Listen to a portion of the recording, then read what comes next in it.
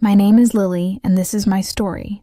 I'm just an ordinary girl, 28 years old, living in a small town where everyone knows your name and your business. Growing up, I was the shy kid who loved books more than people. My mom used to say I had a heart too big for my chest, always feeling everything so deeply. Maybe that's why this story hurts so much to tell. But I'm sharing it because I know some of you out there have felt this kind of pain too. And maybe, just maybe, my story will help you feel less alone. It all started 3 years ago, when I met Ethan. I was working at a cozy little coffee shop called Brewed Awakening, the kind of place with mismatched chairs and the smell of roasted beans in the air. I loved my job. I wasn't saving the world, but I was good at remembering people's orders and making them smile with a quick joke or a kind word. That's where I first saw him. Ethan walked in one rainy afternoon, his dark hair dripping wet, his smile bright enough to light up the gray day. He ordered a black coffee, no sugar, and sat by the window, staring out like he was lost in a dream. I don't know why I noticed him so much that day.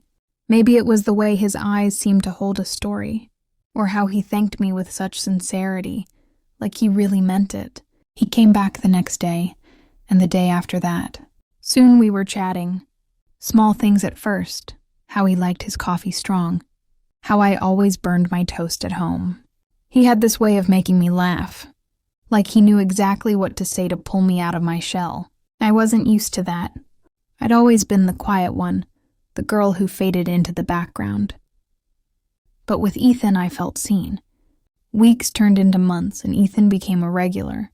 Not just at the coffee shop, but in my life.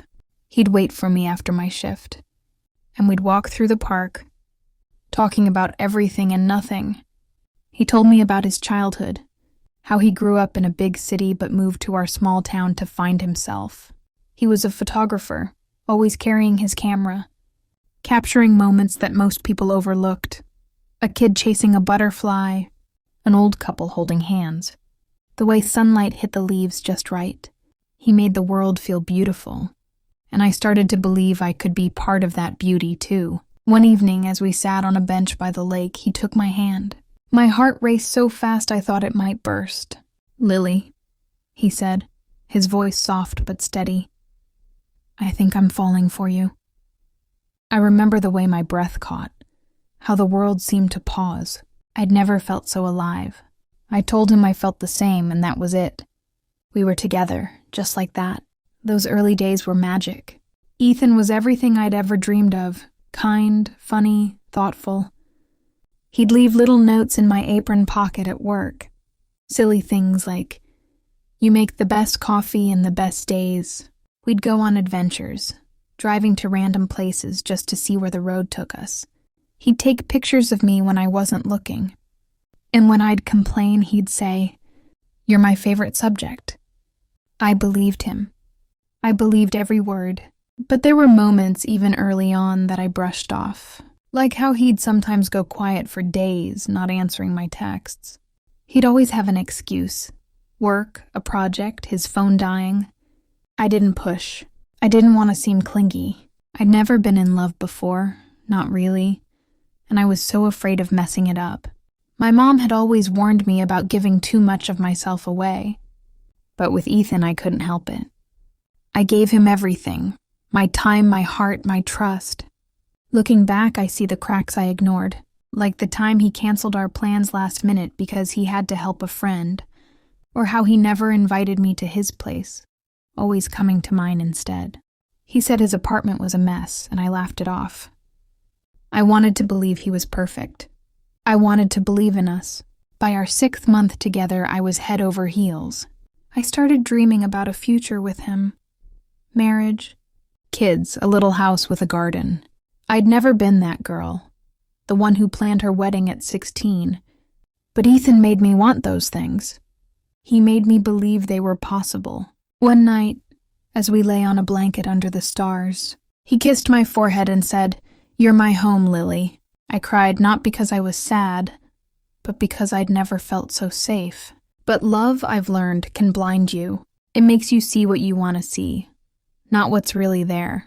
And what was really there was something I never saw coming.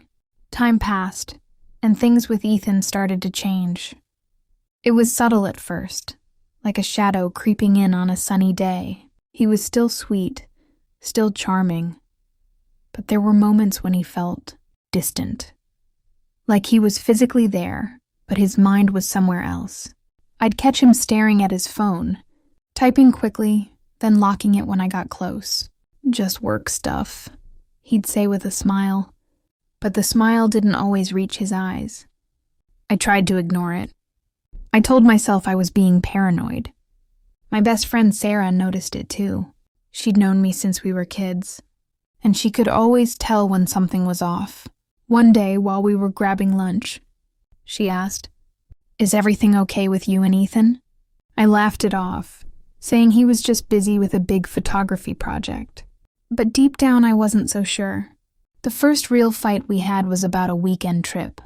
I'd planned for us to visit a nearby town, just the two of us, to celebrate our 1-year anniversary.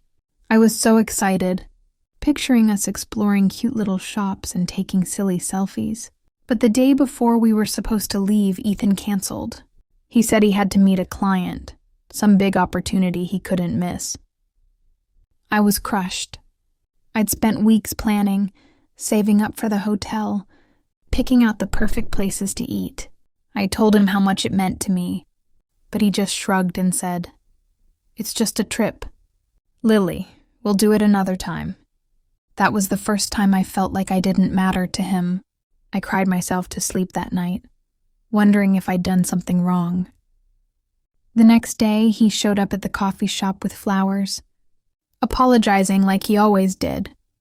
He said he'd been stressed, that he didn't mean to hurt me, and like always, I forgave him, because that's what you do when you love someone, right? You forgive them, but the cancellations kept happening. The late nights, the vague excuses, the way he'd pull away when I tried to talk about it. I started to feel like I was chasing him, like I was begging for scraps of his attention. It wasn't the Ethan I'd fallen in love with, but I kept telling myself he was just going through something. I thought if I loved him enough, he'd come back to me. Then came the night that changed everything. It was a Friday, and we'd planned to have dinner at my place. I'd cooked his favorite, lasagna with extra cheese, and lit candles to make it special. He was late. An hour passed, then 2. I texted him, called him, nothing. Finally, at 10 p.m., he texted, "Sorry, got caught up." Rain check? My heart sank. I sat there staring at the cold lasagna. The candles burned down to stubs, and I felt so small, so stupid. I didn't sleep that night. Instead, I scrolled through his Instagram, something I rarely did because he always said social media wasn't his thing. But there, buried in his stories, was a photo from that night. It was him, laughing, at a bar I didn't recognize. And he wasn't alone. There was a girl next to him, her arm around his shoulders, her smile too close to his. My stomach twisted. I told myself it was nothing. Just a friend, but the doubt was there, gnawing at me. The next morning I confronted him. I didn't want to be that girlfriend, the one who snoops and accuses, but I couldn't shake the feeling that something was wrong. I showed him the photo and asked who she was. He got defensive, saying she was just a colleague, that I was overreacting. "Why don't you trust me, Lily?" he said, his voice sharp. I'd never seen him like that. It wasn't just anger, it was guilt. I could feel it. We fought for hours, going in circles. He kept turning it back on me, saying I was being clingy, that I needed to give him space. By the end, I was apologizing, begging him not to leave. I hated myself for it, but I was so scared of losing him. He hugged me, said he loved me, and for a moment I believed everything would be okay, but it wasn't. The doubts grew louder, and so did the fights. I started noticing things I hadn't before, how he'd leave the room to take certain calls, how he'd change the subject when I asked about his day. My heart was breaking piece by piece, but I kept holding on. I kept telling myself that love was worth fighting for. Then came the day I found out the truth. I was at the coffee shop, cleaning up after the lunch rush, when Sarah burst in, her face pale. She pulled me into the back room and showed me her phone. It was a post from a girl named Mia, someone I'd never heard of. The photo was of her and Ethan, their arms around each other, captioned, "Feeling on top of the world with my favorite person." My heart stopped. The date on the post was from the night he'd stood me up. I felt like I couldn't breathe. Sarah held my hand, telling me I didn't deserve this, but all I could think was, how could I be so blind? I'd given him everything, and he'd been living a double life. I didn't confront him right away. I couldn't. I needed time to process, to figure out what to do. But deep down, I knew this was the beginning of the end. The days after I saw that post were a blur. I went through the motions, working, smiling at customers, pretending everything was fine. But inside, I was falling apart. I didn't know how to face Ethan, how to ask him about Mia without breaking down. Part of me wanted to believe it was a mistake, that there was an explanation. But another part, the part that had been ignored for too long, knew the truth. I decided to confront him at his place. He'd always avoided having me over, but I was done with excuses. I showed up unannounced, my heart pounding as I knocked on his door. When he opened it, he looked surprised, almost nervous. "Lily, what are you doing here?" he asked, his voice tight. "I need to talk," I said, pushing past him. His apartment was small, cluttered with camera equipment and half-empty coffee cups. I noticed a scarf on the couch, one I'd never seen before, and my stomach twisted. I held up my phone, showing him the post from Mia. "Who is she, Ethan?" He froze, his eyes darting to the floor. "She's just a friend," he said, but his voice was shaky. I pressed him, asking why he was in her photos, why he'd lied about that night. He got angry, saying I was invading his privacy, that I didn't understand his life. But I wasn't backing down this time. I deserved answers. Finally, he snapped. "Fine, Lily, you want the truth? Mia and I have been seeing each other for months. I didn't mean for it to happen, but it did." His words hit me like a punch. I stood there, silent, as he rambled on about how he didn't want to hurt me, how he was confused, but all I could hear was the sound of my heart breaking. I left his apartment in a daze, tears streaming down my face. The drive home was a blur of streetlights and pain. When I got to my apartment, I collapsed on the floor, sobbing.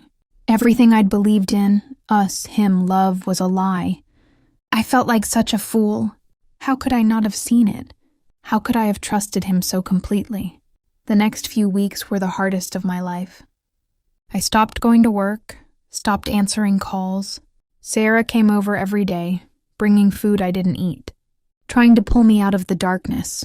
She told me I was strong, that I'd get through this, but I didn't believe her. I felt like I'd lost not just Ethan, but a part of myself. The part that believed in love, in happy endings. I kept replaying our relationship in my head, looking for signs I'd missed. There were so many.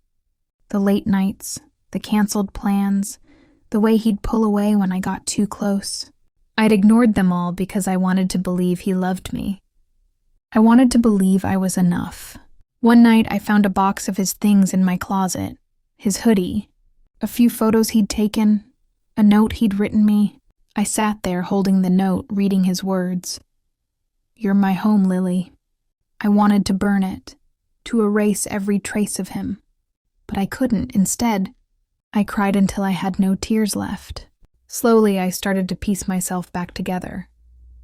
Sarah dragged me to therapy, something I'd never thought I'd need. My therapist, Dr. Ellis, was kind but firm. She helped me see that I wasn't to blame for Ethan's choices. "You loved with your whole heart," she said. "That's not a weakness. It's a strength." I didn't believe her at first, but her words stuck with me. Also started writing. I'd always loved journaling, but now it became my lifeline. I wrote about the pain, the betrayal, the moments when I thought I'd never smile again. But I also wrote about the good memories, the ones that weren't tainted by his lies, the way the lake looked at sunset, the sound of his laugh when we were happy. Writing helped me make sense of it all, helped me find a way to let go. But just when I thought I was starting to heal, I got a text from Ethan. It was short. Just a few words. "Can we talk?" My heart raced. Part of me wanted to ignore it, to keep moving forward. But another part, the part that still loved him, wanted answers. I agreed to meet him, not knowing it would turn my world upside down again. We met at the park, the same place where we'd had so many happy moments. Ethan looked different, tired, thinner, like he hadn't been sleeping. He started with an apology, saying he'd messed up, that he'd never meant to hurt me. I listened, my arms crossed, trying to keep my walls up. But then he said something that stopped me cold. Mia's pregnant. I felt like the ground had disappeared beneath me. He kept talking, explaining how it was an accident, how he was trying to do the right thing. He said he still loved me, that he wanted me back, but he had to be there for Mia and the baby. I couldn't believe what I was hearing. He'd cheated, lied, broken my heart, and now he was standing there asking me to forgive him, to wait for him. I laughed, not because it was funny, but because it was so absurd. "You think I'm going to wait for you?" I said, my voice shaking. "You think I'm going to put my life on hold while you play family with someone else?" He tried to reach for me, but I stepped back. For the first time, I saw him for what he was, not the perfect guy I'd fallen for, but a flawed, selfish person who'd made choices that hurt me. I walked away, my heart pounding but my head clear. That was the moment I knew I was done. Done with him. Done with the version of myself who'd let him walk all over her. I went home and deleted his number, his photos, everything. It wasn't easy, but it was necessary. The months that followed were a mix of pain and progress. I threw myself into work, picking up extra shifts at the coffee shop. I started painting again, something I hadn't done since high school. I joined a book club, made new friends, started going to yoga. Slowly, I began to feel like myself again. Not the broken girl Ethan had left behind, but someone new, someone stronger. But life has a way of throwing curveballs. A year after the breakup, I ran into Mia at the grocery store. I recognized her from her photos. Though she looked different now, her belly round with pregnancy. I froze, unsure whether to run or say something. Before I could decide, she approached me. "Lily, right?" she said, her voice soft. I nodded, bracing myself. But what she said next shocked me. "I owe you an apology. I didn't know about you at first. When I found out, I ended things with Ethan. He's not who I thought he was either." She told me how he'd lied to her too, how he'd painted himself as a single guy with no strings attached.